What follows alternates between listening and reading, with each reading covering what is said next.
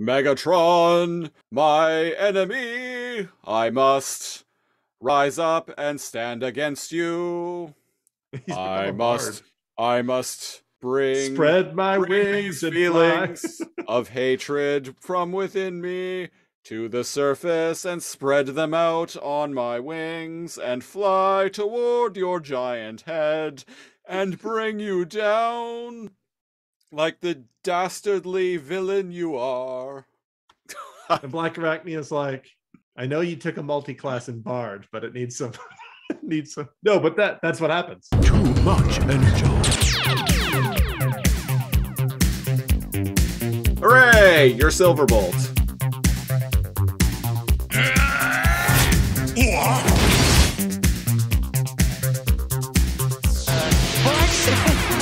These upgrades come with a warranty. Blah blah blah blah. Beast Wars once and for all. Cheetor, what have you done? I am giving this episode no Energon. What Yeah. are you, a Quintesson? This is no Energon. Fuck it. I can't. Sigma balls, Gary. No, not that. Ah! Welcome back, Max Pals and Preda Bugs, to another episode of Too Much Energon, a laser comb podcast where we talk about Beast Wars shit and talk shit about Beast Wars. I am one of your hosts, NeoCal. And I'm the Siege, the other guy. The other guy, Siegetron. The other guy. Siege-O-Mania, brother. Siege-O-matic. What are Running you gonna wild. do? Running What are you wild gonna do when the all siege over comes for Cybertron. you? What you gonna do? What you gonna do, Predacons? When the MWO comes for you. Can you imagine, like, the NWO, like, just showing up in Beast Machines? That'd be great. Or the other way around. MWO. Well, actually, RoboCop showed up in WCW. Yeah, actual thing. I think it was around the time RoboCop 3 came out. There was a WCW pay-per-view, and yeah, fucking RoboCop came down to the ring, and I think it was Sting was in a steel cage, and this was like pre-Crow Sting. Yeah. So Sting was in like a cage, and like RoboCop like walks down the ramp and shows up at ringside and just like bends the bars open of the cage to let Stinger out. That's pretty fucking hype. What that is actually RoboCop. What the heck? Yeah, it's I don't know what wrestler was actually in the suit, but yeah, it was some wrestler like wearing a RoboCop suit. I learned. I've seen the footage. The guy does not know how to move like RoboCop at all. The pictures do it justice, but yeah, you have to be very moving of the limbs individually and kind of like lead with your limbs and let your like torso follow. Right. As if your upper body is a tank, so your legs go in front of you first. Right. Yeah. It's difficult. They're definitely like there is a technique to it that Peter Weller, the guy who played RoboCop in the first two RoboCop movies, that he developed. And something I discovered watching the movies that made us, the toys that made us spin-off on Netflix. They did an episode recently about RoboCop, which I was like, fuck yeah, fucking hype. Peter Weller studied ballet, and so he used some of that know-how in developing his movements for RoboCop. Well, there we go. It ain't easy, folks. Yeah, it ain't easy being sleazy. I don't know. It ain't easy being greasy. It ain't because robots need grease. Anyway, this is episode 73. Right. Yeah, this is a podcast about Beast Wars and Beast Machines and all of that. Not RoboCop. No. It's adjacent. It's Beast Machines-ish stuff first, and then in ascending order, wrestling. Right. Sean Connery. Highlander, and Metal Gear Solid. Yes. Man, imagine putting all those things together in a blender. I mean, that's I mean, in his not in his in his prime old man age. So like Sean Connery in like the 90s would have been a fucking hype big boss in a Metal Gear movie. 90s Sean Connery would have been a pretty fucking hype big boss. Like I like agree. like Sean Connery from like circa like when like The Rock. That's exactly what I was thinking of. Yeah. I was like, well, he basically played Big Boss in The Rock. Just put him in a fucking eye patch, and there you go. You have Big Boss. Beret, right there. eye patch, Big Boss. Yeah, trench coat. Who would play Snake? Like Solid Snake in that? It has to be an actor who was like around 30 in like 1995. What about how old was Kurt Russell? Probably too old, but okay. Oh, right, because he's fairly I mean, remember remember he was in The Thing, which came out in 1982, and he wasn't already he was already like in his 30s at that point, I think. How old is Kurt Russell? I'm looking it up. We're going in. We're going in. Yeah, good. I'm curious too because he was born in 1950. Fuck, he's 70. Holy shit. What? Wow. Yeah. So 1995 was what 20 He's an 80s guy, right? In the 90s. Yeah. Okay, so hear me out.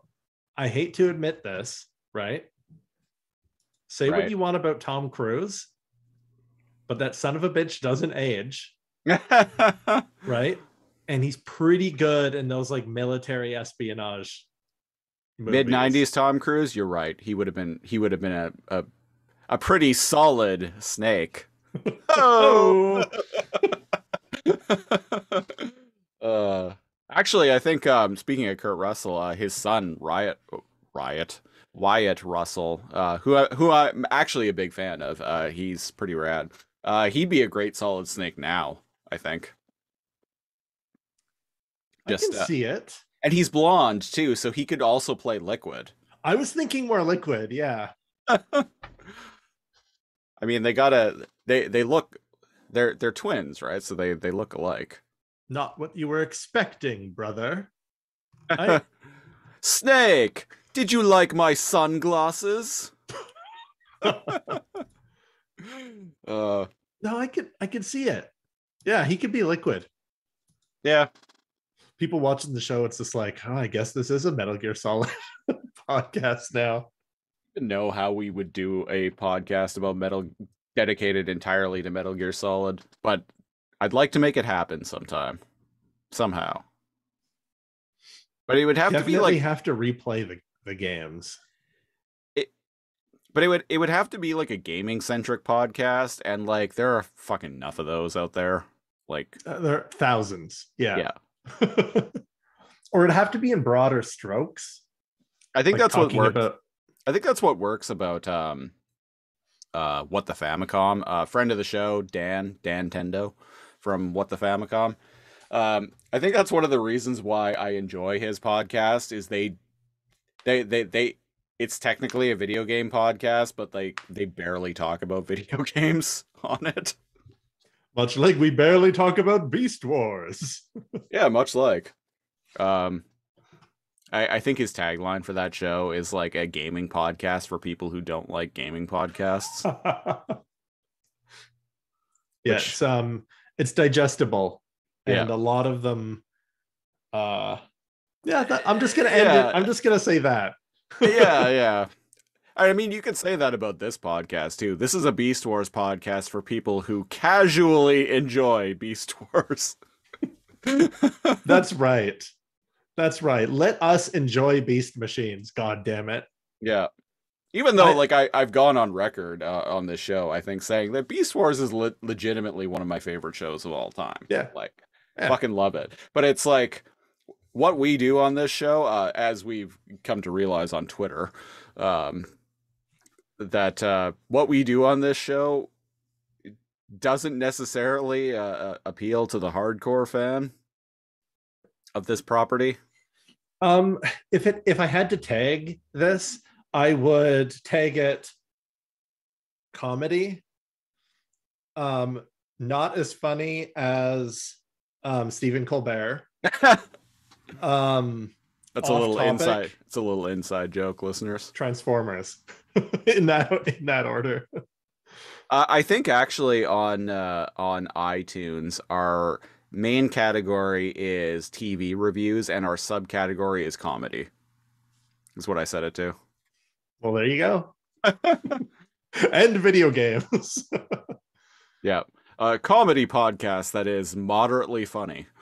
There you go. Moderately funny. Not as funny as, a team of like half a dozen writers writing for a late night show, but okay, we need to actually explain this to people now. So, going way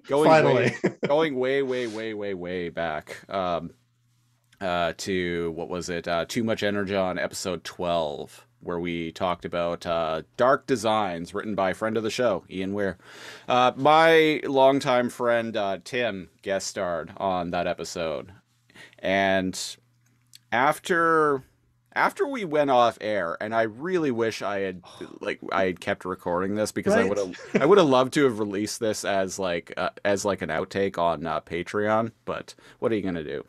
After the episode ended,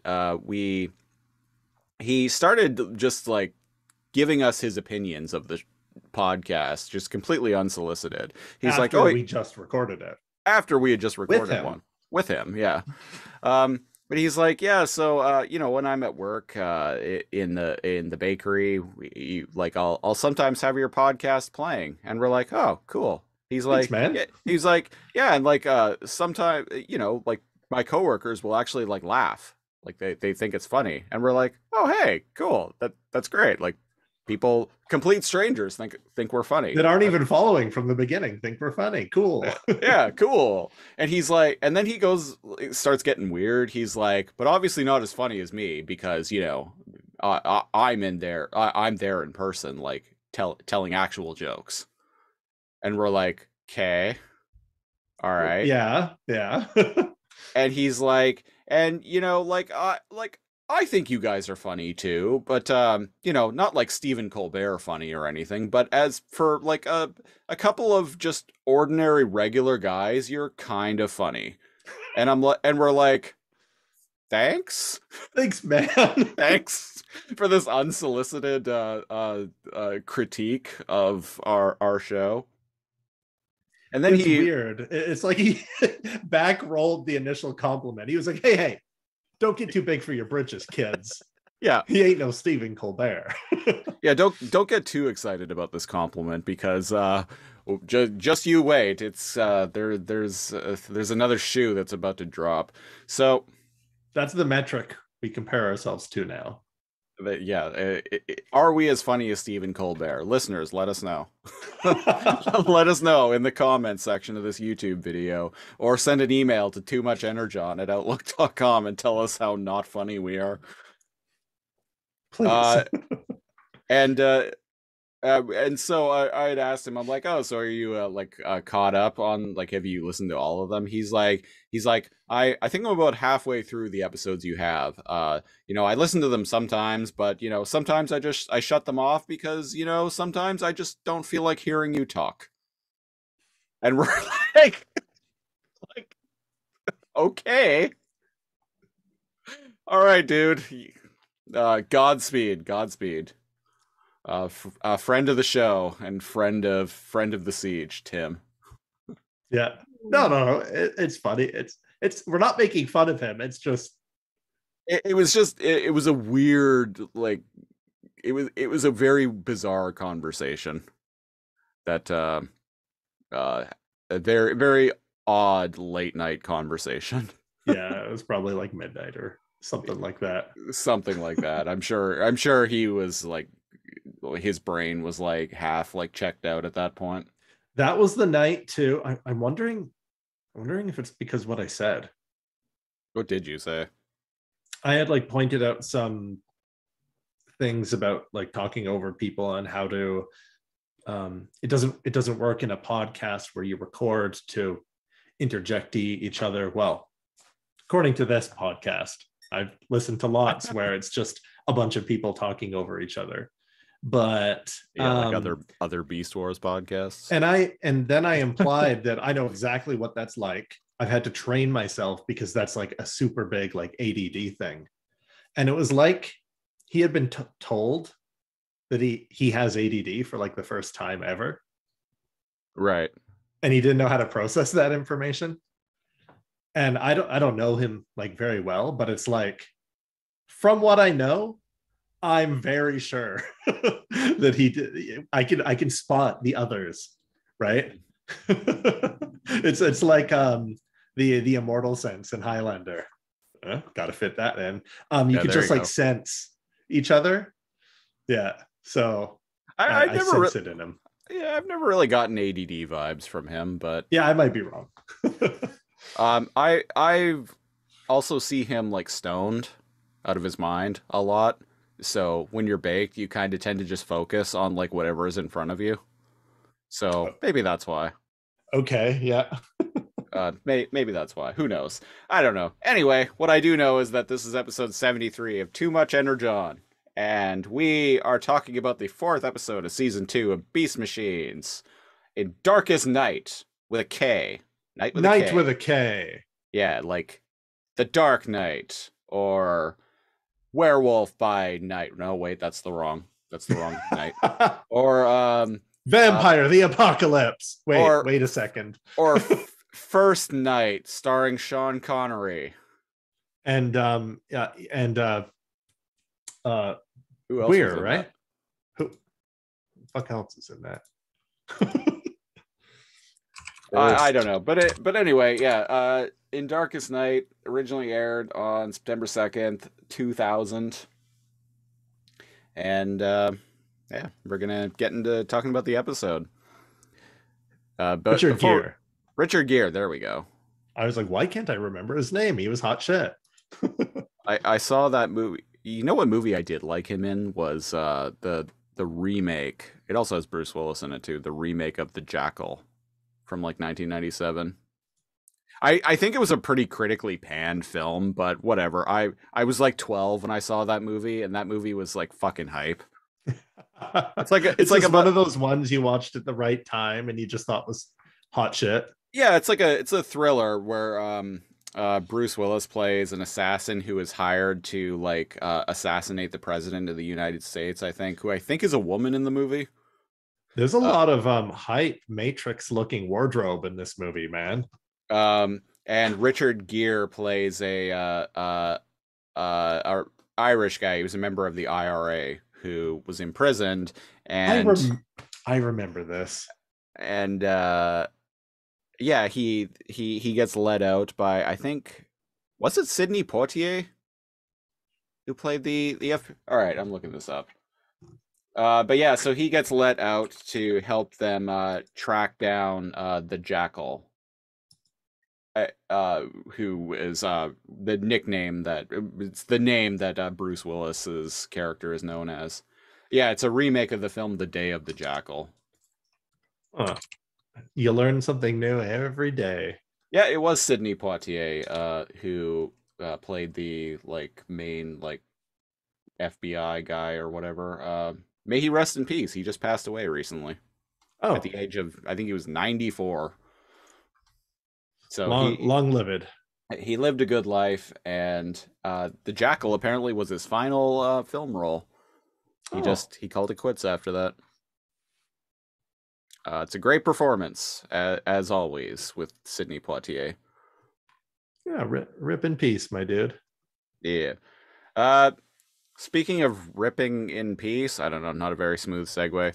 Episode of Beast Machines opens up with Mega Head flying across the sky. Destruction underneath them. This has just been blown up planets, maybe? Sort of? Sort of, yeah. He's been causing general mayhem and whatnot. And Night Scream is like wandering around. There's very apocalypse vibes where the sky is danger, the ground is like chaos, and like subterranean levels are like HQ. Right. Yeah, so what's happening here? He's like, oh, someone's in a bad mood, and he's following the destruction that Noble has caused. Sorry, I clicked on the wrong episode. That's why I was confused. I'm like, I just watched this episode like right before we started recording. I'm like, this doesn't look like the right episode. For some reason, Tubi took me to season 1, episode 4. To be like that. Tubi be like that. Yeah. It'd be like that. Yeah, so yeah, anyway, so Noble Night Scream is like wandering around looking for Noble, and he gets interrupted by, and like this is like clearly like slums, like a very like demilitarized, like destroyed part of Cybertron, planet Megatron, if you will. Yeah. And Jetstorm and Thrust show up and start like basically ruining his day. So he says what we're ruining my day too. He says what I'm thinking. He's like, I thought you guys were like done like fighting us and taking a vacation or something. And they're like, oh, we decided to join the winning side once again. Yeah, so when Jetstorm says that, I'm like, what? So you just like shacked up with Megatron again? Why? Did you forget that like his reward for loyal behavior was death, and your punishment for disloyal behavior was death? Either way, you're gonna fucking die, people. It's one of those things like, oh, like Megatron rewards those who are loyal. What? With literally what? Just go, dudes. Just be free. You don't have to be friends with the Maximals, but like I don't know, maybe it's hardwired into their heads that they need to fight the Maximals, like it's part of their programming or something. But this is such a couple of weeks ago, like they were like we don't want to join the Maximals because we don't want to follow you, Cheetor, because we just got out of being ruled over by someone, being led by someone. This is so it's like now they're back. It's very quickly becoming like Viacom say some Viacom bullshit, and yeah, I'm gonna give you a little bit of a spoiler. I didn't really like this episode. So this there are things that I like about this episode, but there's gonna be but it's just like the back and forth with the Viacons. This is the 8th time now. Where they're like, oh, could they be good? Oh, like maybe they're not. Oh, could they be good? And it's paint by numbers. And I like, come on, guys. Yeah, the show's becoming formulaic. What do the Viacon? There's 2, by the way. They're not connected to like the grid or anything. They're just like buddies that attack the Maximals sometimes, I guess. It's just Thrust and Jetstorm. Yeah. Just for funsies, attacking Night Scream. I mean, what else are you going to do on a Saturday night, right? I mean, if it was you and I, and we saw Night Scream, we'd probably attack him too. Any other Maximal by themselves would be like, like whatever, like let him go. But it's like, oh, this fucking asshole. Okay, let's get him. So yeah, that's you're not wrong. So we cut over Rat Trap's invention. Yeah, we cut back to the Maximal Cave. And Rat Trap is doing some engineering. He's doing built a science. He's built a thing. And you know who else does the science? Black Arachnia. Yeah, she shows up and she's like, "Hey, what you got there, buddy? Can I look at it?" Using her spider legs, and he's like, "Hey, get the fuck out of here! Don't get away, touch. Get away, bitch!" She's like, "I just want to see," and he's like, "Then look with your many eyes." And I'm like, "Huh."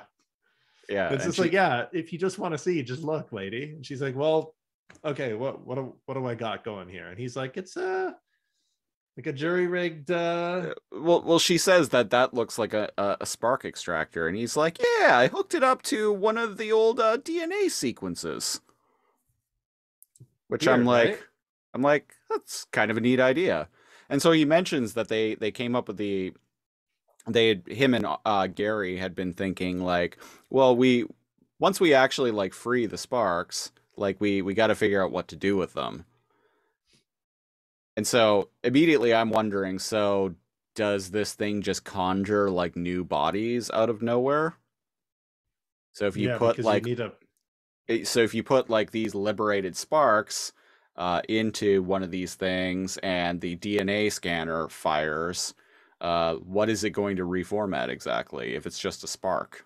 I get what they're going for here, but to me that seems like a little bit of a logistic flaw. There's another one that comes up later on in the episode I involving was this so thing. checked out with the logic that I never even thought about how that doesn't make any sense. And yeah, and there's another thing that's going to come up later in the episode that I'm like, but how? And I'll talk about, and it involves this like little doohickey, and I'll talk about it when we get there. But Black Arachnia asks Rat Trap, she's like, "Oh, so how do you like how is this thing gonna make the the sparks like how is it gonna make their bodies techno-organic?" And Rat Trap's like, "Yeah, we haven't figured that part out yet." And And indeed, Primal says, "Oh, without the Oracle around." who knows? But it's Um, like, what's wrong with them just having a mechanical body? We saw piles of yeah, mechanical bodies in season 1. yeah. Or like a Just give them a mechanical body. transformer body. Yeah, or like a beast body, or just a regular beast body, like Night Scream when they first found it. For some reason, that's bad in this world, and I'm still not entirely clear why. But You can't shoot your teeth out and like vampire leech enemies, I guess. yeah, and yeah, so Gary and the Maximals, Gary and the Maximals sounds like the name of a band. The Transformers themed like hairband. There is actually a Transformers band out there. They're called the Cybertronics, I think. That's And actually a pretty cool name. yeah, look them up. They play like hair metal type music, and they dress up in costumes like G1 characters. Like one of them's dressed as RC, one of them's dressed as Hot Rod. I think one of them is Ultra Magnus. Yeah, the the Cybertronics or the Cybertronic band or something like that. I don't know. I don't know. Cybertronics spree. Yeah, Uh, okay. RC, yeah. Cybertronics spree. Okay. Well, they actually look good too. I dig it. Oh, there you go, listeners. Google yeah, Cybertronic spree rock band. right. Yeah. I've never actually really listened to their music. I gotta be honest. I follow them on Instagram because I'm like, hey, you guys are cool. The way the outfits are made, with like the sharp, heavy like lines, gives them a like a cartoon or a comic like look to them. Yeah, Like that's very artistic. Wow, yeah, check them out. yeah. Um, so Black Arachnia steals the doohickey, and we cut back to Night Which Scream. she's done many times on Beast Wars and Beast Machines. Yep, Her she's specialty is stealing doohickeys. yeah, she's a thieving spider. Yeah. Um, and we cut back to Night Scream, and I don't know, the Viacons There's have fighting. like there's fighting. They like have him bound or something like that, and uh, like Cheetor shows up. The gang shows up and they fight, and Black Arachnia like tackles Jetstorm, and he's like, "I told you, lady, I'm not gonna be your girlfriend." And she's like, "Fine, we'll settle this once and for all." And they tumble away, and Megahead overhears the commotion, and he's like, "Gary." Come out and play, yes.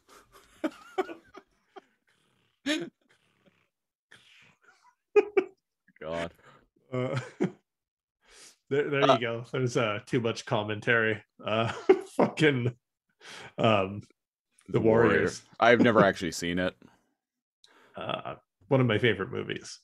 Yeah. So Megahead is like, "Oh, Gary, we have so much to talk about, and you ran away before we could get started last time. Yes." And Cheetor's like, "No, Optimus!" And he like goes after him, and he's like, "I guess you're coming too, little fella." Yeah, because he shoots down a very like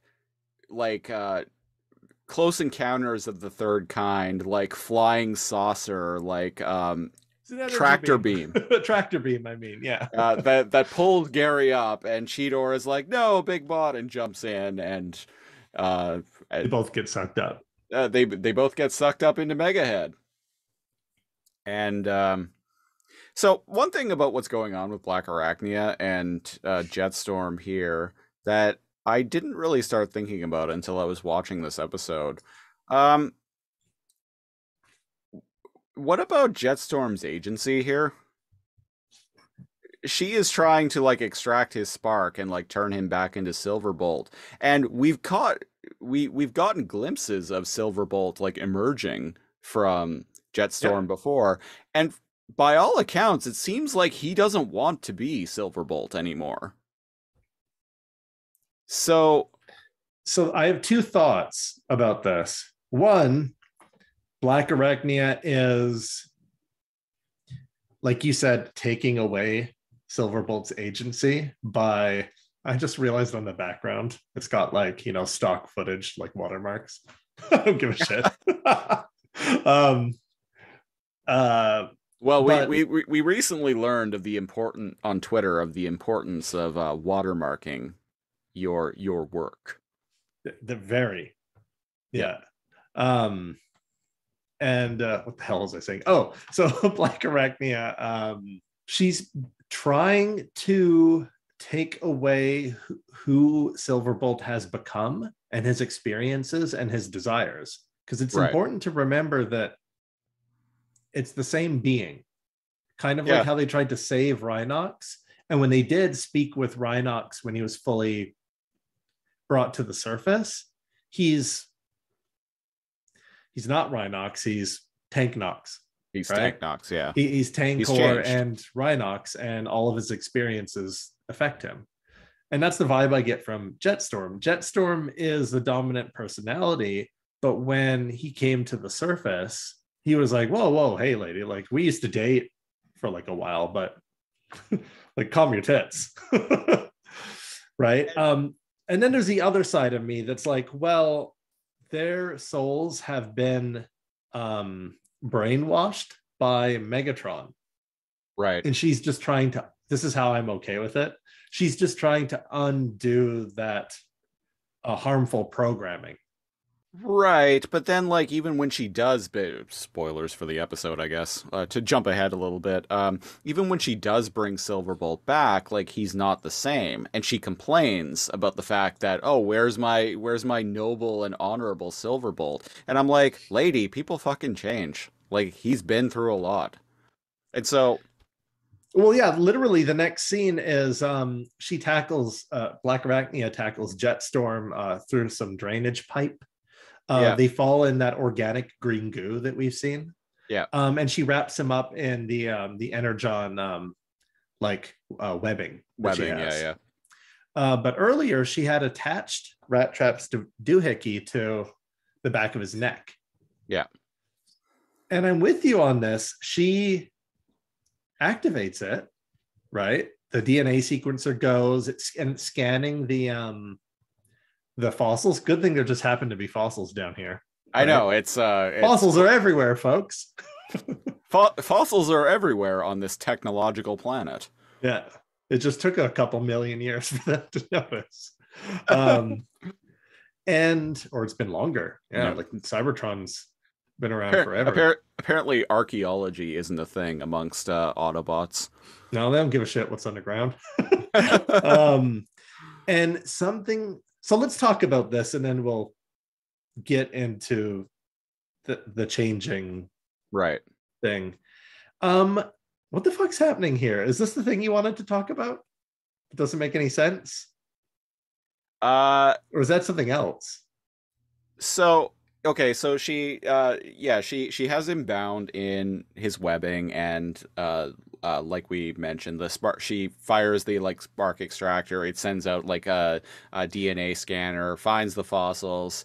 I initially, when I saw the skeleton of the thing that it scans, I was like, wait, is this another fucking bat? Like what? It looks like the same skeleton as the bat skeleton we saw in It's previous the bat episodes. texture Yeah, that we yeah. saw in previous ones. And like, remember, like Night Scream was like, wow, so like these animals lived here. And it's also a T-Rex. And I'm like, they're just using old assets. Yeah, yeah. So they use the body of the bat skeleton model, and they use the T Rex head, like an extreme close up of the T Rex head fossil. And I'm like, oh, what are you guys doing? Well, when you combine a bat body and a T-Rex head, you get an ugly bird, You get a fucking samurai eagle, apparently. a samurai eagle. There we go. I thought, well, so as Jetstorm is screaming, Yeah, like I don't screaming in want to agony. like I don't want to like lose. I'm Like, I'm with no, you I on don't that part. like. No, I don't want this. And Yeah, so, okay, so the fact that this spark extractor like pulls his spark out of his body, but then also somehow manages to reformat his Jetstorm body. Somehow it reformats him into a techno-organic eagle.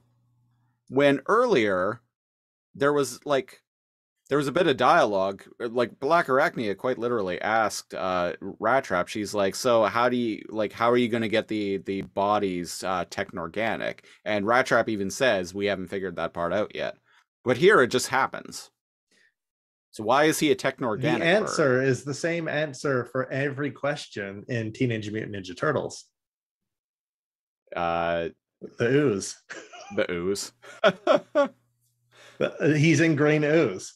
Oh, that green, right? Okay, I missed that. The green like or, Organic organic plant, slime. the plant jizz, the plant The jizz. the There we go. planches. Yeah, that's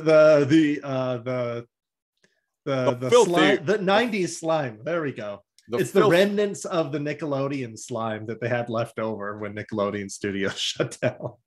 It's all the leftover stuff from You Can't Do That on Television.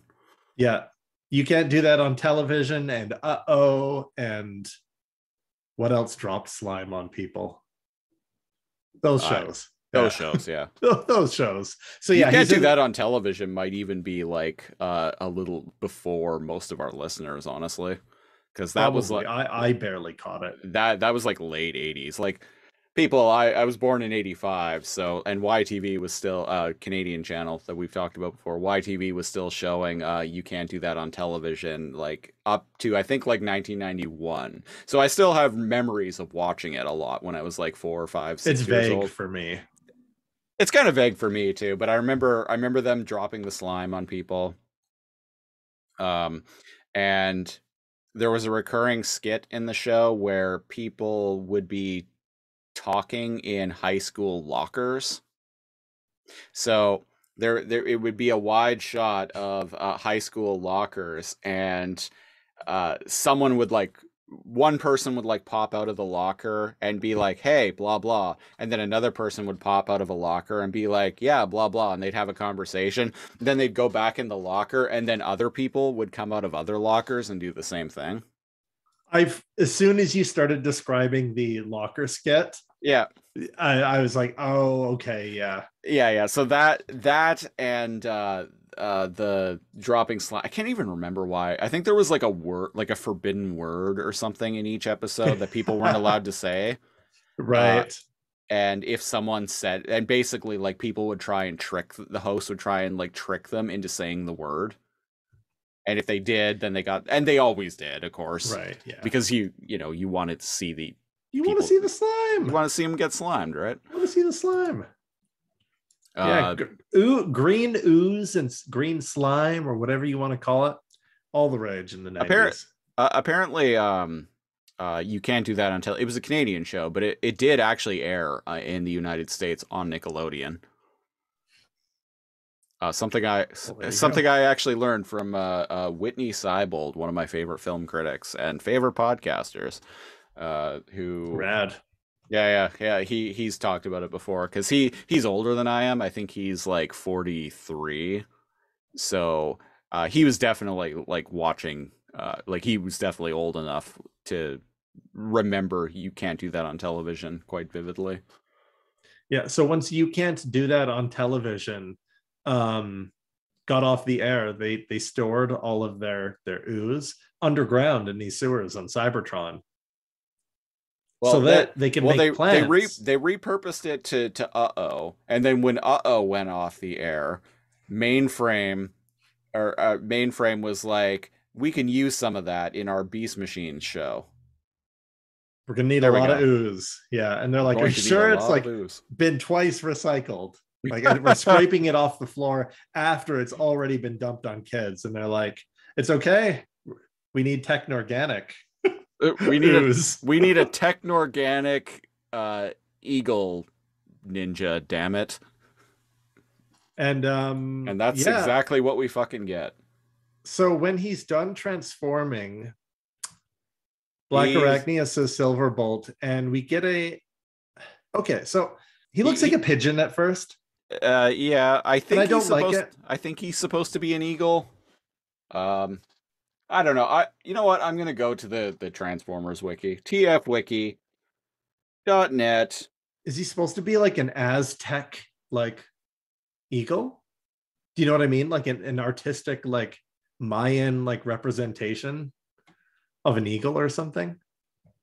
Because I'm kind of getting that vibe from him. Beast Wars. Beast Machines cartoon. Counter to Silverbolt was not pleased. Sparks into new bodies into its organic core. Reformatting was a condor. Okay, he's a condor. Okay, well there you go. Journalism at its finest. Flight of the Concords, motherfuckers. Flight of the Condors. He does not look like a fucking condor. I'm looking at pictures of condors. No, I'm looking at condors too. I don't see it. Right, they are carrion feeders. Yeah, they're like big ass fucking vultures, right? Yeah. Yeah, I'm not seeing it. Oh well. What an ugly bird to right? to make your heroic Maximal. Yeah. They were like, "Oh no. We tried an eagle and a wolf, two of nature's most noble creatures. Fuck it, a condor." Yeah, now he's a fucking scavenger bird. Yeah. I guess it kind of makes sense, really. Doesn't. I mean, he's not noble anymore. Nor is he savage. Nor is he. At least he was cool looking in Beast Wars. Yeah, I wasn't like you cannot like him. I wasn't a fan of the I was never a fan of the Fusors concept, but he looked cool. I don't like the Fusors concept. People can take or leave like Silverbolt, but he looked cool. Yeah. Good design. I don't know what's going on with this thing, man. I warned you last week, though. I was like, be prepared for a returning character's form. It's true. He even sang that song from Lion King by Scar. Be prepared. And I was not. Speaking of Disney cartoons, when he transforms into his like robot form, I get the villain from Mulan vibes. Like Google Mulan villain and tell me. All right, I'm going in. Shan Yu. There we go. Shan Yu. Yeah. Strong Shan Yu vibes. You're evil, Wiki. Wait until we see him up close and I'll I see. I think he's more samurai looking. honestly. Okay, so not Mongol horde, more of a samurai. Yeah. He's got the top knot hair. He looks okay in robot form. Yeah, I don't. he's got the really like thick legs that kind of look like the Like they're armored. Yeah, yeah, yeah. yeah. Yeah, and I just meant his face because oh, he's oh, got kind of oh, right. Oh, that. Yeah, yeah, totally. Yeah, yeah, I see yeah, what you mean. like the Yeah. face, right? Like immediately that popped up in my head. I was like, wait a second, villain from Mulan. Yeah, so uh, Silverbolt is like screaming in agony, like he's clearly not enjoying this. Uh and she's like, "Silverbolt, my love." And and he's he's like, like, look away, I'm "No. hideous. And he No, get takes his away." Phantom of the Opera mask and covers himself and goes squad and flies away. Yeah, and I'm flies like, away. so Yeah. just to be dramatic. Oh, there's a lot. Can we throw away the literally minute to minute trope of beast machines where people just leave? That happens 6 times in this episode where they're like, oh, come on, stick around. And they're like, no. And they just like leave. And it's like, it's such a beast machines trope now. Yeah.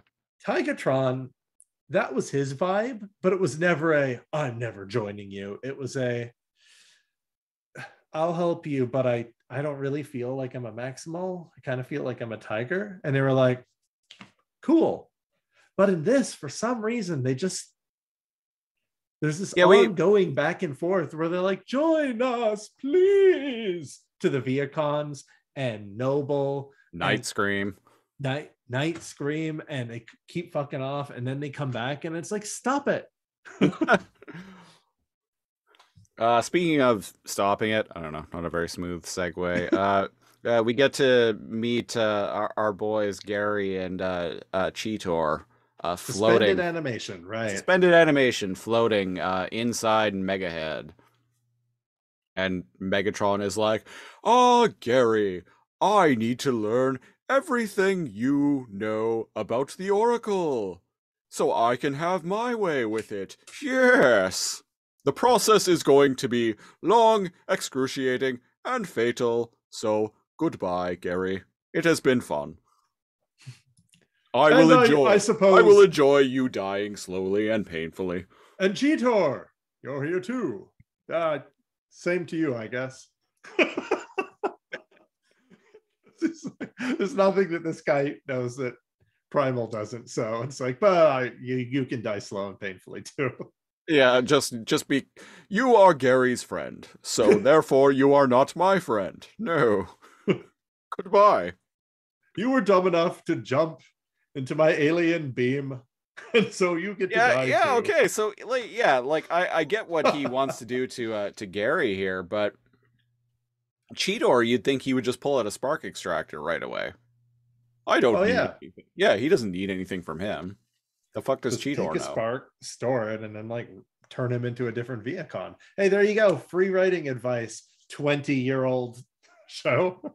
Yeah, 22-year-old episode of Beast Machines. So we've seen the opposite, where they revive a Viacon. Right. But it would be cool if they did what I just mentioned there. If Megatron got a hold of a Maximal and actually turned them into a Viacon. Yeah, that'd be rad. Right? Like, make Cheetor a Viacon general, and make him like instead of making him like a new character or something like that, make him actually be like aware of the fact that he is Cheetor, but like something's changed. Yeah. And you know what? That's believable because Primal has dropped the ball like 5 times. Like he's been confident in himself. He hasn't been confident in himself. He was going to let himself die before like they were talked out of it. He tried to destroy the entire world at the end of last season. And so it's believable. He'd be all like, you know what? Like, I need to stop you. This isn't about working for Megatron. It is because he's been reprogrammed, but the dialogue could be like, I need to stop you and I need to take over the Maximals. Yeah. There you go. I'm hyped. Does that happen? No. Shit. I wish it was. From what I think we do get new Viacom generals this season, though. I think it'd be cool if Cheetor was a Viacom general. Yeah, I agree. What So vehicle would he be? I would make him a dune buggy. Okay. Yeah. And you know what? Like, make him be able to like drive up walls. There, Yeah. there yeah, you go. Yeah. Yeah, he's like a fast little like gravity defying dune buggy. Yeah, I dig it. It's still named Cheetor. Absolutely. Chi tank. What have you done?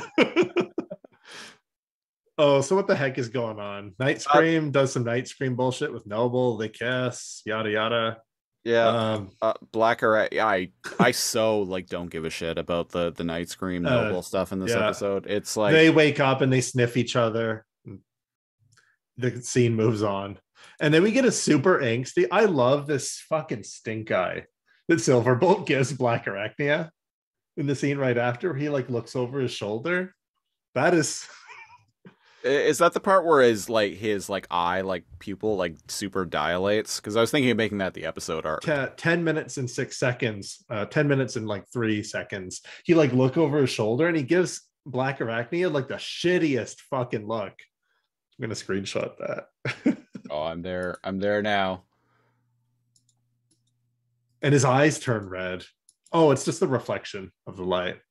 But yeah, he's like, how can you stand the sight of me? Yeah. He's like, I have hair for eyebrows. And I'm like, yeah, you do. You're kind of ugly, dude. Look at what I've become.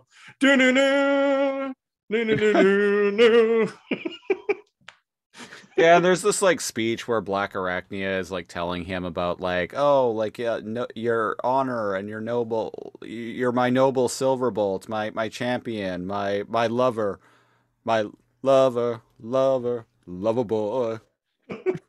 And Silverbolt's like, what the fuck are you talking about? She just starts singing Loverboy by Billy Ocean. Or he starts singing Loverboy by Billy Ocean. Yeah. And he like flies over to her and he's like, what do you know? You don't know shit, lady. Look at me. I'm a disgusting condor.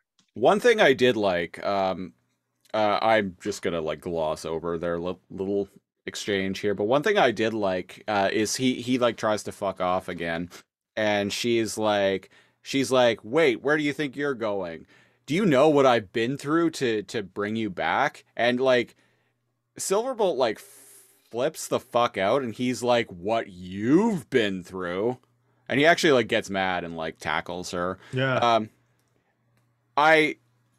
His react, like maybe not like getting violent, but like his reaction of being like, seriously, what you've been through, lady? Well, she technically assaulted him because he goes to fly away and she like energy web lassos him and slams him into the ground.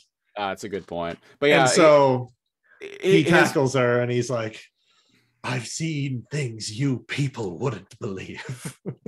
But yeah, no, his reaction though of being like, seriously, like what you've been through, lady, like, do you have any idea what the fuck I've been through for the past like however long?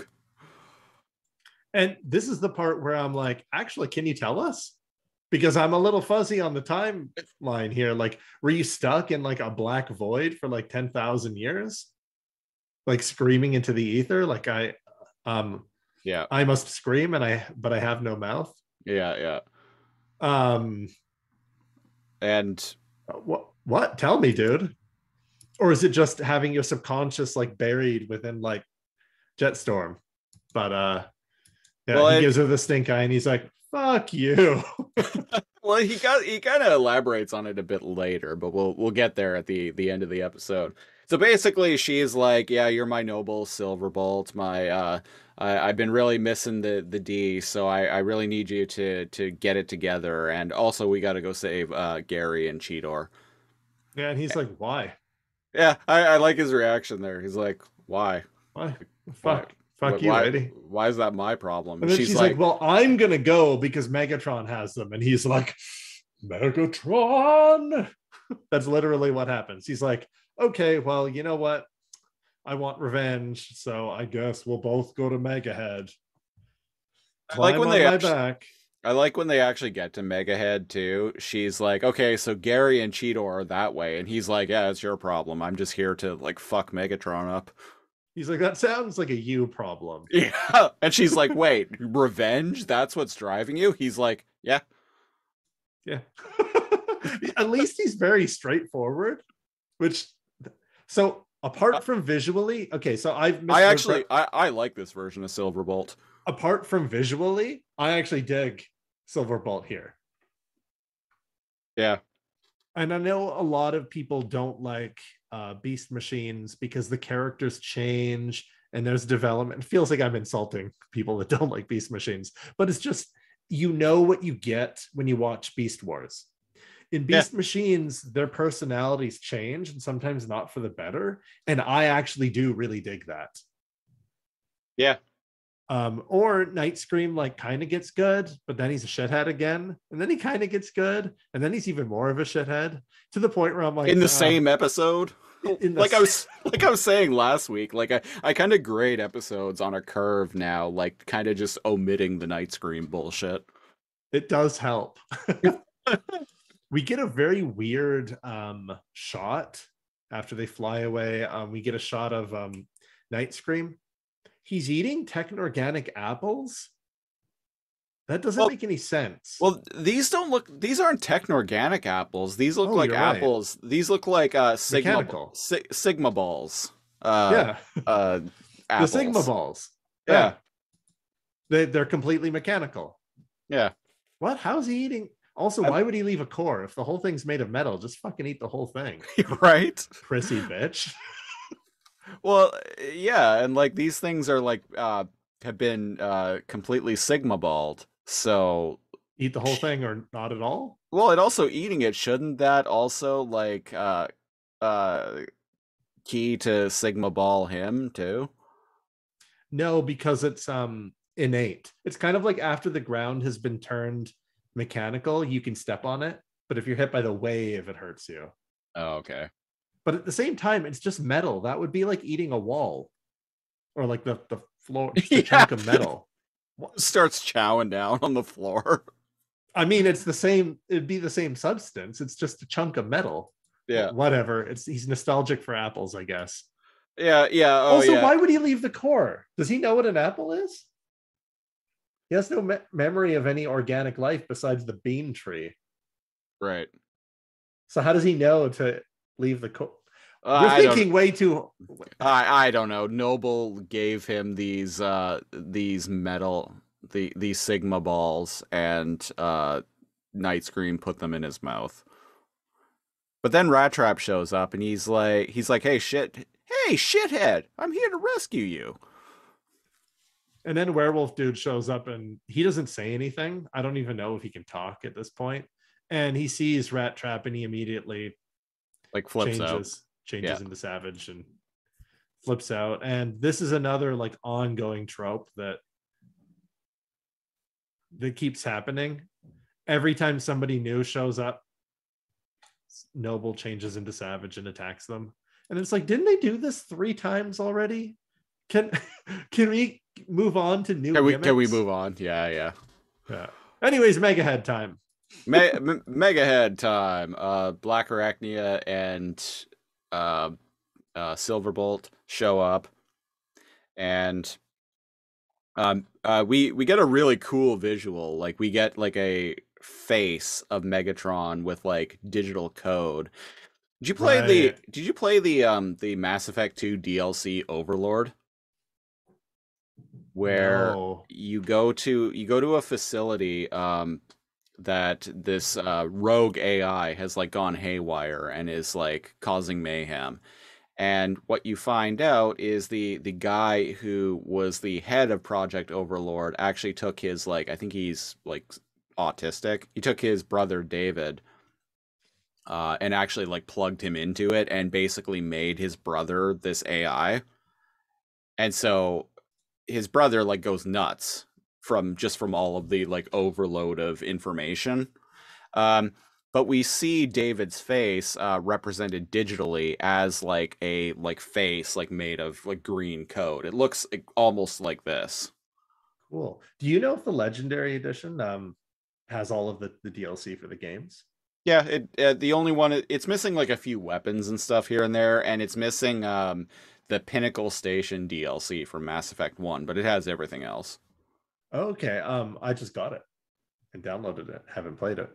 I've played through I'm pretty far into Mass Effect 3. I kind of just fell off of it a little while ago. I was working on the Citadel DLC. Yeah, I'll have to give it the old maximal try. Because I've only experienced the core games.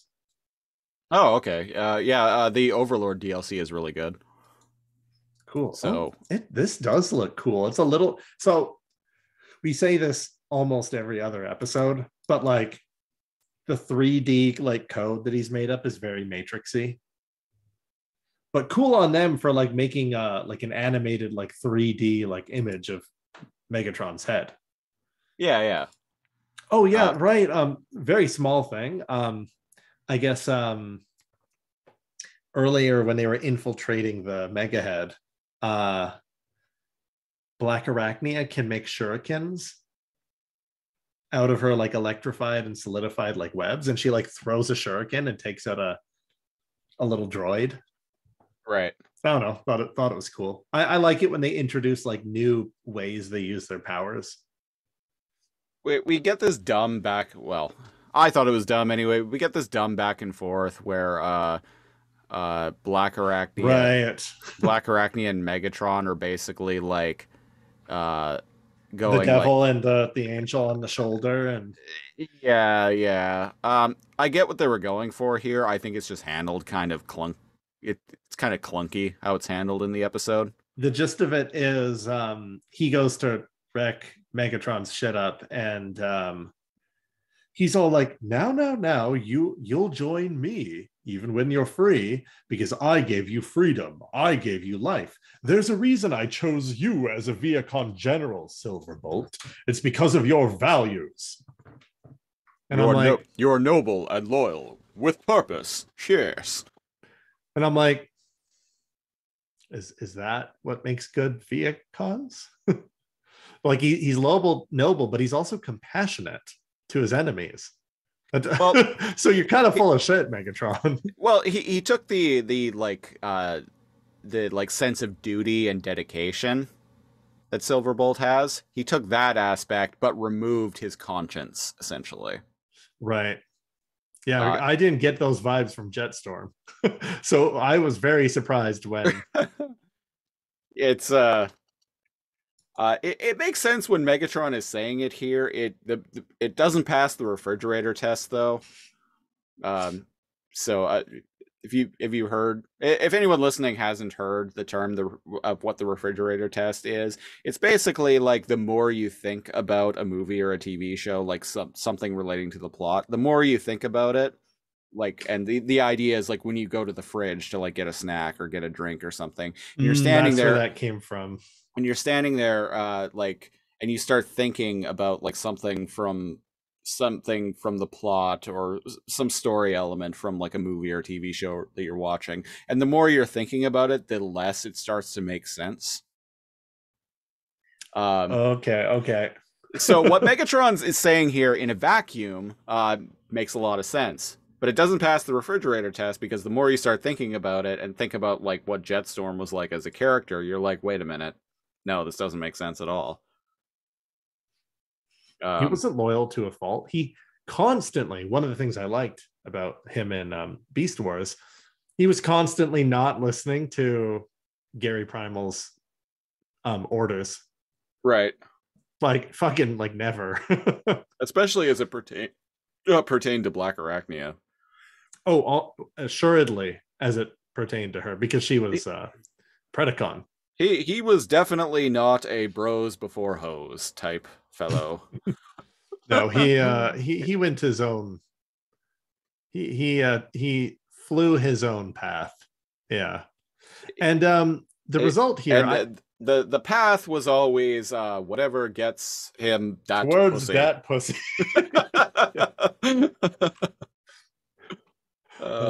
We've been doing this long enough that our phrasing is the same. Like yeah.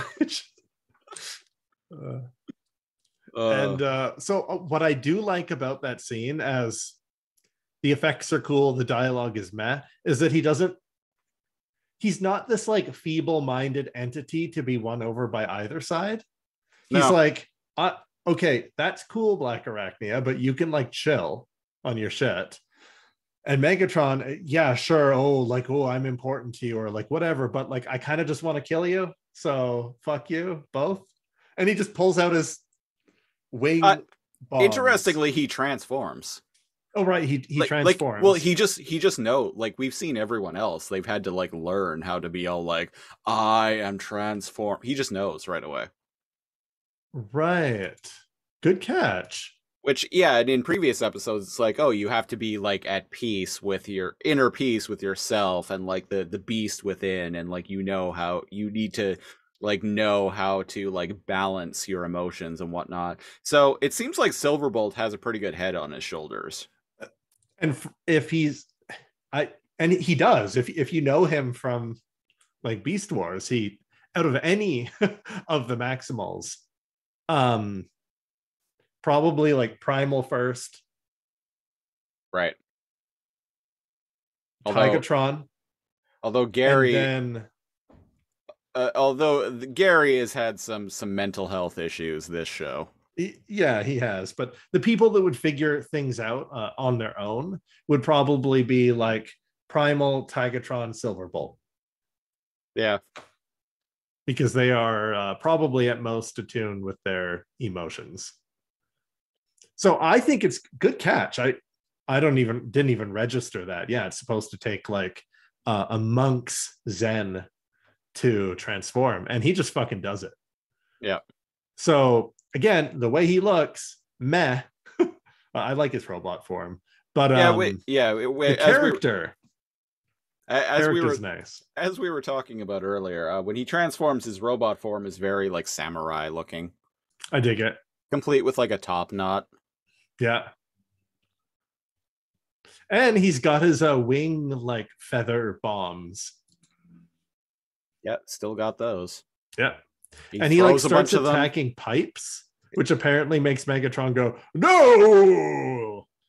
And I'm like, what are these pipes important? I don't know. Maybe they're like it was like passing data from like other parts of Megahead to this like hollow projector thing. Yeah, because red lights start like flashing, and the stasis field that Megatron had Primal and Cheetor in fails. Yeah. And they're dropped. So Silverbolt accidentally saves them? Inadvertently, yeah. He saves them. And I guess it kind of makes sense too, like that Silverbolt would know how to attack Megatron in this thing, because I mean, he still has all his memories of being Jetstorm. Yeah. Presumably, Jetstorm wasn't given the Silverbolt treatment where it's like put in some sort of subconscious prison back in they did the Rhinox treatment, yeah. Or the Rhinox treatment. Where he's like, Decor. There's a horror to that I'm not sure if I've ever discussed, but when we do our Beast Machines wrap up, I'll talk about the body and the mind horror that is Beast Machines. I wonder because he clearly didn't do that for Jetstorm or Thrust. In fact, Thrust he just made cooler. Hey, I wonder if he did that to Rhinox because in Dark Designs, an episode we brought up earlier, talking about my friend Tim, guest starring on that episode of Too Much Energon. Friend of the show. Friend of the show. And written by Ian Weir, friend of the show. Actually, though, friend of the show. But if you recall in Dark Designs, Megatron turned Rhinox evil, and that bit him in the ass because Rhinox was way too crafty for him. Yeah, because it's still the intelligence, the ingenuity. Yeah. So I Right. wonder if when he put Rhinox's spark into Tankor, he made him dumb because of Absolutely. that. Um, Because he's like, this crafty motherfucker will not get in my way again. No. and good evidence of that is as soon as Rhinox is brought back, he immediately starts like putting this like long con into place. Yeah. So I think that makes sense. Well, Maybe I'm giving the writers too much credit, but well, all of their previous personalities are like buried, though, aren't they? Their previous memories. right. It seems like it, yeah. But Tankor, especially his intellect, was crippled. Yeah. Because remember, it's the same spark, just their memories have been shelved. Yeah. But with Tankor, it wasn't the same spark. Because Well, it was the same. Jetstorm's, It was the same spark, but he made him dumb, yeah. So they're all the and same. he's the only one he made dumb. Yeah. How did Thrust? So Thrust is / was Waspinator. How? Like Thrust. I mean, Thrust isn't smart. He's just cool. But I guess they were going for kind of like opposites because Jetstorm was really cocky and like deceitful. Yeah. And which is the opposite of what Silverbolt was in Beast Wars. Thrust is like cool and tactical, not in like a strategic way, but in a like combat way, which is like the opposite of Waspinator. Waspinator just goes, "Oh, I shoot the bird bot." Or there's attack Waspinator. But yeah, I like that. That's good thinking. With Tankor was something else because he wanted capable. You see, Megatron's argument in that like stupid beam of light, like code thing, falls apart because he's like, I chose you because of your how loyal you were and you had a sense of purpose. Right. And it makes sense why he chose Rhinox. He's cunning, intelligent, but then he neutered that intelligence. Why did you choose Waspinator? That's yeah. Why Waspinator? But also Megatron's full of shit. He just flat out just lies in Beast Machines. Why couldn't it have been Pterosaur? At least Pterosaur was ambitious. Yeah. Right? He wasn't super bright. He also wasn't terribly dumb either. He was kind of just like he wasn't dumb. He was middle of the road. He's just an average dude with big dreams. Yeah. Right? Always like considering the side hustle. Been like, hey, Dinobot, like maybe we you and I can kind of okay. Oh, yeah. Hey, who else did he do that with? Black Rat. He's always open to always options. Scheming. Yeah. My friend Duncan actually he got his War for Cybertron Golden Disc Collection Pterosaur figure in the mail yesterday. All right. Go Duncan. Amazon. Yeah, go Duncan. Here's what I don't understand though. So I pre-ordered mine before him because I told him about it. So I pre-ordered. Oh, I remember. Yeah. And so I told him about it, and like him and another person that we work with were like trying to find it on Amazon. They're like, "Oh, we can't." I'm like, "Oh, it's the US Amazon. It's not available on Amazon.ca." So I sent him a link to it, and then he pre-ordered it. He got his yesterday. Mine hasn't even shipped yet. That's the thing about Amazon. Sometimes you can order a duvet cover, like an air humidifier, and like 30 pounds of batteries, and they get there in 2 days. And then other times you order like a lamp, and it takes like 2 weeks. Well, and it's just like yeah, I don't know. Like, I'm like, I pre-ordered mine before he pre-ordered his. Where, like, why hasn't mine even shipped yet? Is there no like initiative, like shipping initiative? Right? Right. And also, speaking of Golden Disc collection figures, my Golden Disc collection, Mutant Head Tigatron figure that I pre-ordered shipped like 2 weeks ago. It left a Ooh. it left a Amazon distribution center in Oregon. Now you would think, where do you think, like, if a parcel is going from Oregon to Victoria, British Columbia, where do you think it would go from there? Well, logically, Up even to if like it went right, northwestish. from like Oregon, it would go up to like Seattle or Tacoma, and then cross the border into Vancouver, and then Vancouver over to Victoria. That's what you'd think, right? Yeah. Uh, nope. This figure went from Oregon to New Jersey, and then into New York. Wait. So West Coast, so It- like south of us, we're Pacific Northwest. Yep. It went to the East Coast. Yep, went to New Jersey and then to New York State. And the last update for it was on Monday. So I think what it's going to do is go cross from New York into Ontario, somewhere in Ontario, and then is going to be sent back west to Vancouver and then to Victoria. But why? So, but why? So instead of just going like straight up, it went from the west coast to the east coast, up north, and then back to the west coast is what I figured is going to happen. But this thing shipped like 2 weeks ago, and it's just been fucking trekking across the U.S. For anybody, so we're in Canada. The state Washington on the West Coast is above the state. You just said it. Washington is directly above Oregon, and British Columbia is right above Washington. So if you don't view Canadian borders as this huge like hurdle, we're 2 states away. Yeah. The travel time between Oregon to say Vancouver, Victoria is way less than say if you were to go from Oregon to Florida or New York or New Jersey. So Joycey. that is the most perplexing like shipping I've ever even heard of.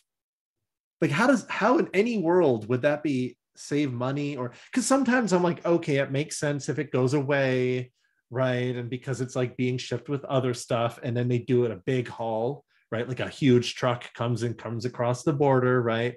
Maybe that's what they're doing. They're shipping it to an East Coast company, so when they come across the border, they can do it in one big shipping haul. Why wouldn't it just depart from a East Coast Amazon distribution center then? Like, you can't tell me this one in Oregon is the only one that has this fucking Tigatron You know what? That's figure. right. There was one Tigatron figure in all of the West Coast, right? And all the other people that ordered it were on the East Coast. And in, I don't know, Quebec. Yeah. I don't know. Ontario. I'm like, it's That's paid weird. for, it's been shipped, it's like flying. Give this man his Transformers, is what we're saying. He's flying around the U.S., on a journey, on a fantastic voyage, if you will. Fantastic voyage. There better be pictures of him posed like in the windows of you should like, look up. and... You should look up a picture of the Golden Disc Tigatron figure. He's pretty cool. He's based on a the head. He has a new head. He's based on the original Tigatron's mutant head.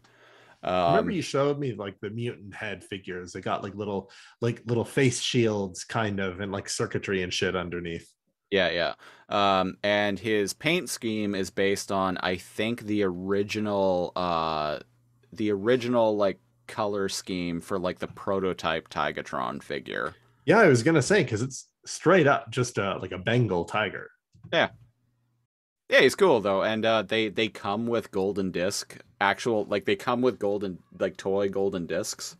Oh yeah, he's got his little tail whip going.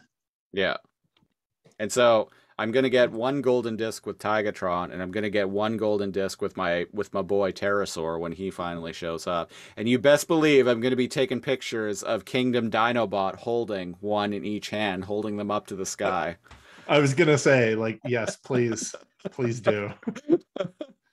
Quoting Shakespeare as he like contemplates their existence. Yeah.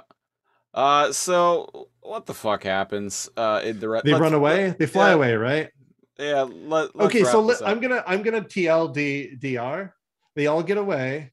We cut back to Rat Trap and Night Scream. That battle music playing, the dun dun dun dun dun dun. They're running away from Savage. As composed by another friend of the show, Bob Buckley. Yeah. They run into Thrust because Thrust. Why not? Thrust is a character, right? Sure. Yep.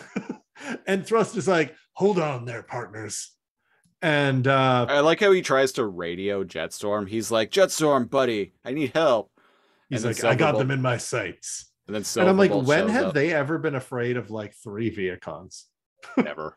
Because it's just Thrust and like 2 other like motorcycle Viacons. He's like, Jetstorm, good buddy. Do you read? Jetstorm.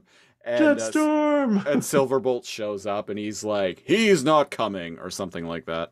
No, Savage comes up behind them. No, but that is actually a thing that Silverbolt says. Oh. He says to Jetstorm. Jetstorm. Oh, is like you're right. Or Thrust is trying to radio Jetstorm, and he's like, Jetstorm, do you read? And he's like, he's not coming, and then kicks him in the face off the cliff. Jetstorm's gone, and so are you. And he Jetstorm's gone, right? Tosses him. Yeah. Yeah. He tosses him, and he's like, no. That's kind of a super dramatic moment. Yeah, sorry, I must have skimmed over that or like looked down from whatever I was eating. To whatever I was eating watching that. Yeah, that's a cool part. He like tosses him off the cliff. Yeah. Savage like fucks off. He like dragon flies. Emo away. Dragon walks away. He looks sad and he dragons away. Dragonflies maximize. You remember those toys? Dragonflies? They were around the same time as Beast Wars. They were these action figures that had like these like wing type things, and you put them on this base, and you would pull the string, and it would spin them around, and they would fly into the air. But they had a cartoon to go along with that. Yeah, okay. As soon as you said you like spin them and they like fly, I was like, holy shit! Yeah, those motherfuckers. And they had a cartoon to go along with it, and the theme song was like, "Dragonflies, maximize." Fly forever through dragon skies. Guess what music this episode of the show is now ending with? Flies, FLYZ. Yeah, there was a girl version of these toys too. I can't remember what they were called. Oh, it's like one of those things. How like there was like creepy crawlers for boys and easy bake oven for girls. Yeah, there was a girls version where the toys were identical, but like and they were fairies. They were fairies or something, and they were pink because they're pink and white and like powder blue. Yeah. Because anything like that's pink is inherently for girls. Toys are very gendered. I've been told that like at some point like the colors switched. That pink was like a masculine or a boy color, and like powder blue was like a girl color. Really? And at some point in like around like 1930s to 50s that like shifted. Well, person could have been completely bullshitting me. Well, in black and white movies back in the day, they would frequently wear like white and pink and like light reds and stuff because it helped with lighting. That was that was the joke in Back to the Future Part 3 when he's going back to the Old West and Doc gets him like these very like brightly colored cowboy clothing. It's because like clothing that they would wear in westerns was like brightly colored like that, so it would show better on film, right? Black and white film, yeah. Because if you're just wearing white, it's going to be too. It's going to reflect. If you're wearing, well, no, it's if you're wearing like blacks or browns, dark colors, and in black and white film, it's not going to show very well. Details won't. like your clothing won't show very well. So you need light colors. Right. So they depict darker colors by just having them wear like red or Yeah. something. Yeah. Oh, interesting. Cool. I think you've told me that before. So it was like tucked into the recesses of my subconscious. So what happens here? Does Silverbolt stick around? Night Scream is like, oh, we got to go after Noble. And Gary is like, he'll come back to us when he's ready. And I'm like, Basically. didn't we already do this like 3 times? we did do this already. And so we get this scene with Black Arachnia and Silverbolt like sitting on a rooftop or something talking. Yeah. And I think this is a fine convo. No, this is actually a pretty good scene. It's probably the best scene in the whole episode, honestly. It is. It's actually heartfelt. Good job by the voice actors, by the way. But the gist of it is she's like, oh, like you're free from Megatron's influence. It wasn't you doing all those things. And he's like, you still don't get it, do you? Like all Megatron did was take away my code of honor and like freed me to like do all of this like horrible shit that I did. It was liberating. I loved it. And he's like, and now I don't know what to do with now that I'm not a Viacon anymore, basically, I don't know what to do with that. Like, who the hell am I? What kind of person am I? And to Black Arachnia's credit, she's like, well, you know what? There was compassion in you, like regardless of like what you've done or your code or lack of code. And yeah, I'm gonna stick it out. And she like holds his hand and he's like, you're taking a huge risk. You're taking a huge risk, lady. I mean, you know, like I cheated on all of my exes and like, you know, I drank too much and you know, I'm in a lot of debt. Like I racked up a bunch of my ex's credit cards and then fucked off. You know, like I'm damaged goods, lady. So like, just know what you're getting yourself into. And she's like, oh, I can handle a little debt. And he's like, well, no, I'm talking like not one, but like 4 or 5 different like mob associations like want my legs. Like it's bad. I borrowed money from one loan shark to pay off another. It's a big. See, you think that Megatron changed my name from Silverbolt to Jetstorm because I became a Viacon. I actually changed my name to Jetstorm because I was hiding out from some loan sharks. The fact that you're kind of calling me Silverbolt again is a little it's not good. Maybe we should just ixnay on the Ilverbolte. Yeah. Let's think of something else like Carrion or Condor Man. It's a work in progress. Skywarp. That's pretty fuck. That's actually a Transformer. Yeah, I was gonna say, wait a second. I know enough about Transformers to recognize that. Skywarp was one of the Seekers in G1, and there was also that's it. You remember in the Japanese Beast Wars anime that we watched, Magna Boss with Lio Jr.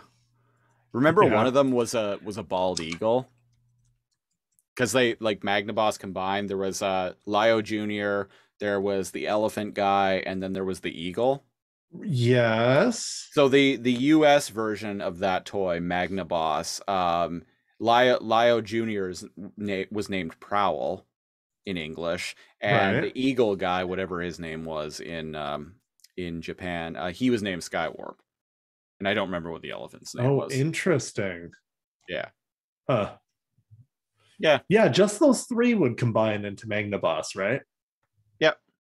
Weird. But they also had that other guy who was like always hanging out with them. Yeah, we should revisit that. We should revisit. I bet I'd like it more if I watched. We should revisit the Japanese Beast Wars at some time. Maybe after episode 100 of Too Much Energon. Yeah. Yeah. Anyway, that's the end of the episode. Yeah. Yeah. So that was season 2, episode 4, In Darkest Night. Those that are familiar or unfamiliar with the show, we have a rating system on Too Much Energon.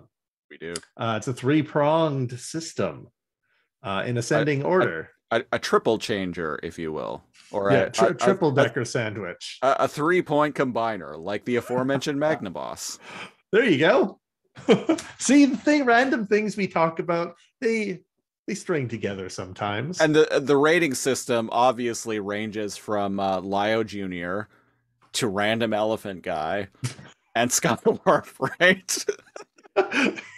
Lio Jr., Random Elephant Dude, and Skywarp. Yeah. So Lio Jr. being the bottom. So like not good, not worth revisiting. Random Elephant Guy being okay. And Skywarp being, oh, that was pretty good. Yeah. What do you give In Darkest Night?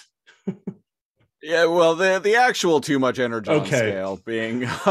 Okay, so the Too Much Energon scale is not enough Energon, a sufficient amount of Energon, to too much Energon. It's bad, okay, good. Siege. In Darkest Night.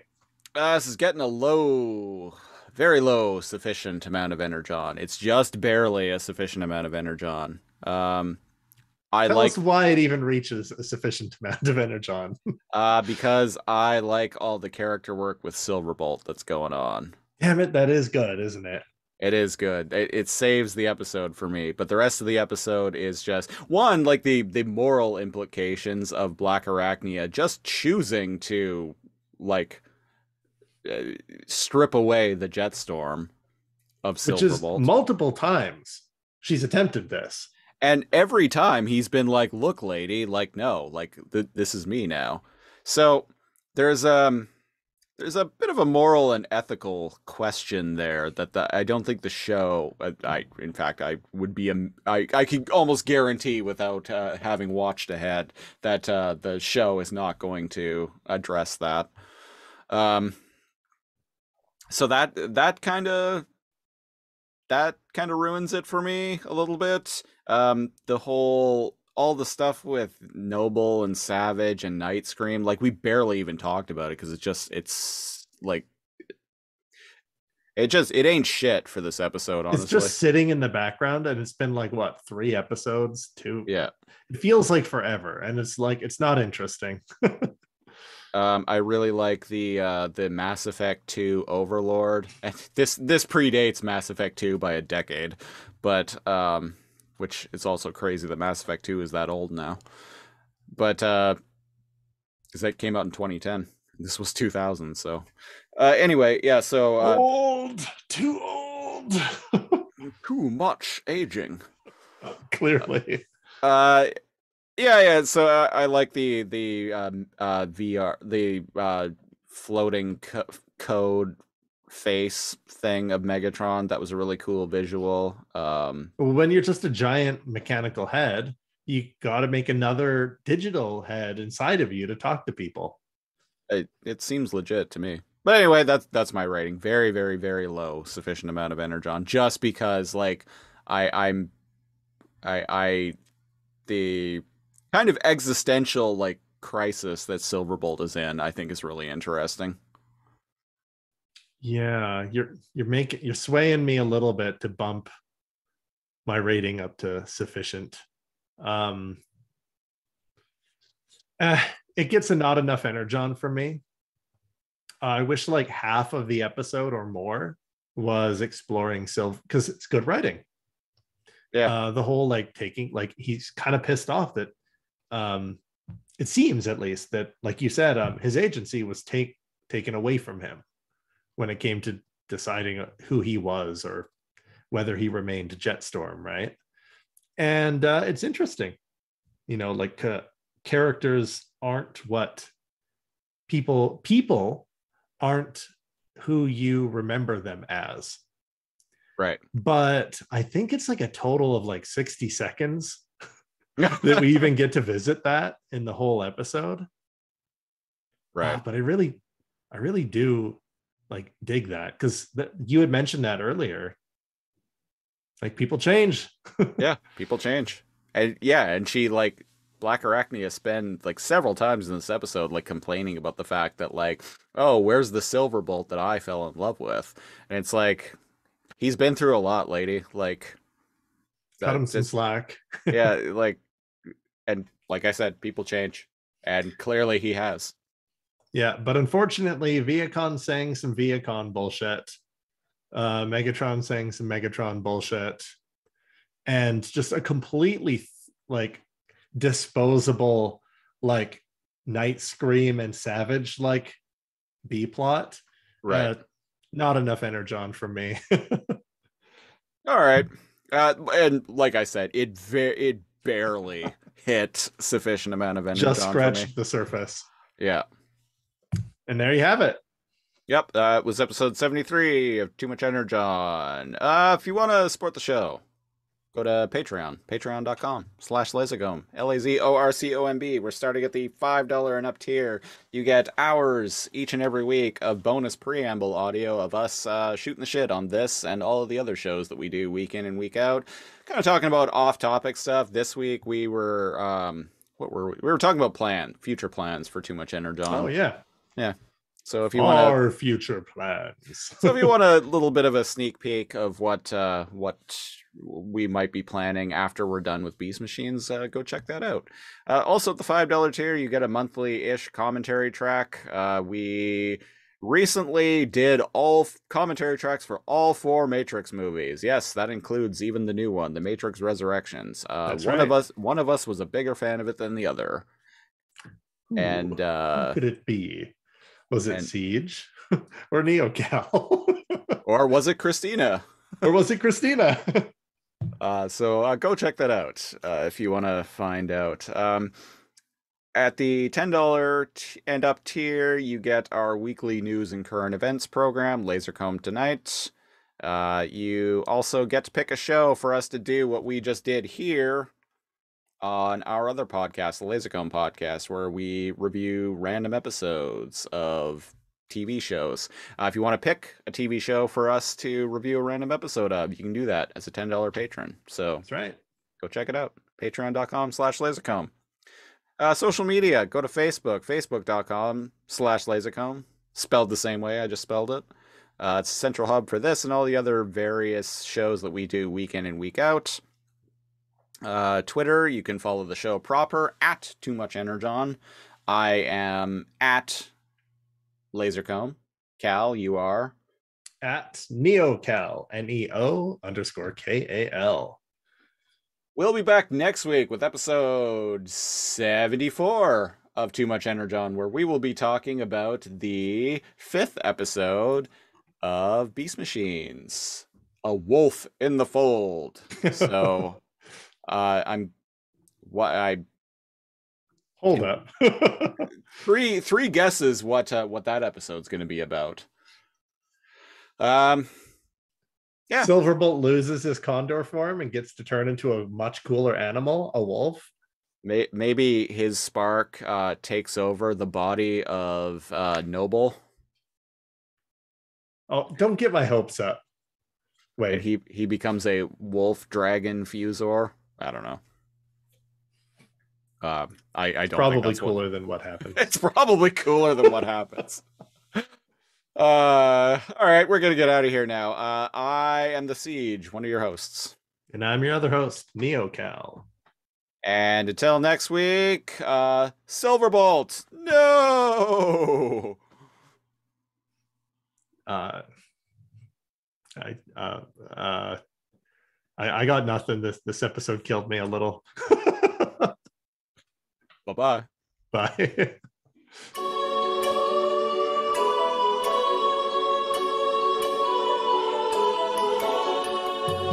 the future, all of us shall know men once walked upon the earth below. But now we fly at mega height. Long live Atlantis, flight is might.